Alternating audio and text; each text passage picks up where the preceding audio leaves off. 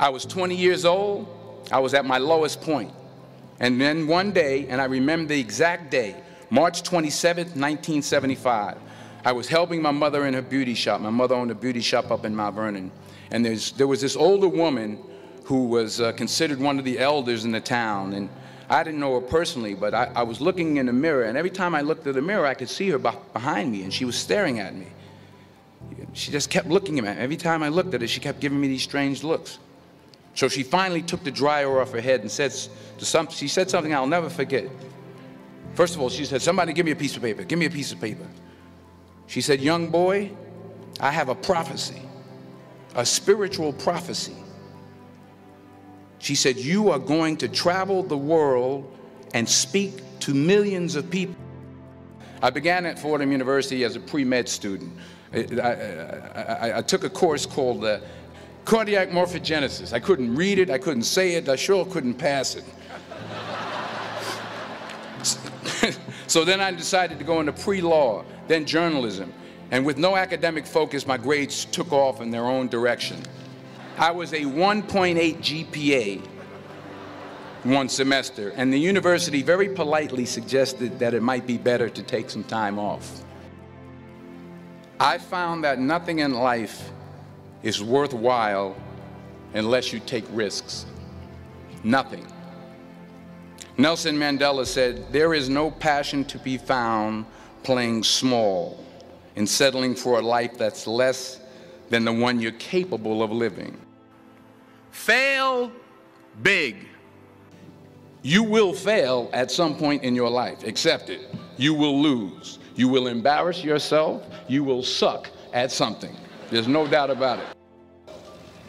In the acting business, you fail all the time. Early on in my career, I auditioned for a part in a Broadway musical. Perfect role for me, I thought. So I'm in the wings. I'm about to go on stage, but the guy in front of me, he's singing like Pavarotti, and I'm just shrinking. I'm getting smaller and smaller.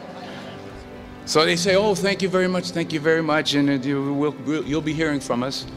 So I come out with my little sheet music, and so I assumed I didn't get the job. But the next part of the audition, he called me back. The next part of the audition is the acting part of the audition. So I'm like, hey, okay, maybe I can't sing, but I know I can act. So they pair me with this guy, and again, I didn't know about musical theater. And musical theater is big, so they can reach everyone all the way in the back of the stadium. And I'm more from a realistic, naturalistic kind of acting where you actually talk to the person next to you. So I don't know what my line was. My line was, "Well, hand me the cup." And his line was, "Well, I will hand you the cup, my dear. The cup will be there to be handed to you."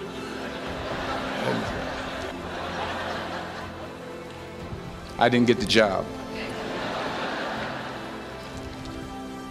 But here's the thing.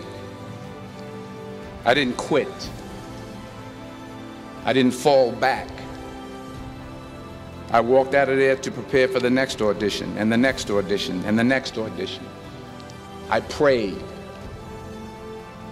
I prayed, and I prayed. But I continued to fail, and fail, and fail. But it didn't matter, because you know what? There's an old saying, you hang around the barbershop long enough, sooner or later you're going to get a haircut. So you will catch a break, and I did catch a break. Last year, I did a play called Fences on Broadway. Someone talked about it. Won the Tony Award. But here's the kicker. It was at the Court Theater. It was at the same theater that I failed that first audition 30 years prior. Reggie Jackson struck out 2,600 times in his career, the most in the history of baseball. But you don't hear about the strikeouts. People remember the home runs. Fall forward. Thomas Edison conducted 1,000 failed experiments. Did you know that? I didn't know that. Because the 1,001st was the light bulb. Fall forward. Now, I'm sure in your experiences in school and applying to college and picking your major and deciding what you want to do with life, I'm sure people have told you to make sure you have something to fall back on. Make sure you got something to fall back on, honey. But I never understood that concept, having something to fall back on. If I'm going to fall, I don't want to fall back on anything except my faith. I want to fall forward. I figure at least this way I'll see what I'm going to hit. Fall forward. The point is, every graduate here today has the training and the talent to succeed. But do you have the guts to fail? While it may be frightening, it will also be rewarding. Because the chances you take, the people you meet, the people you love, the faith that you have, that's what's going to define you. Keep working, keep striving, never give up, fall down 7 times, get up 8. Ease is a greater threat to progress than hardship. Without commitment, you'll never start, but more importantly, without consistency, you'll never finish. It's not easy. If it was easy, there'd be no Kerry Washington. If it was easy, there'd be no Taraji Henson, P. Henson. If it were easy, there'd be no Octavia Spencer. But not only that, if it were easy, there'd be no Viola Davis. If it were easy, there'd be no Michael T. Williamson, no Stephen McKinley Henderson, no Russell Hornsby. If it were easy, there'd be no Denzel Washington.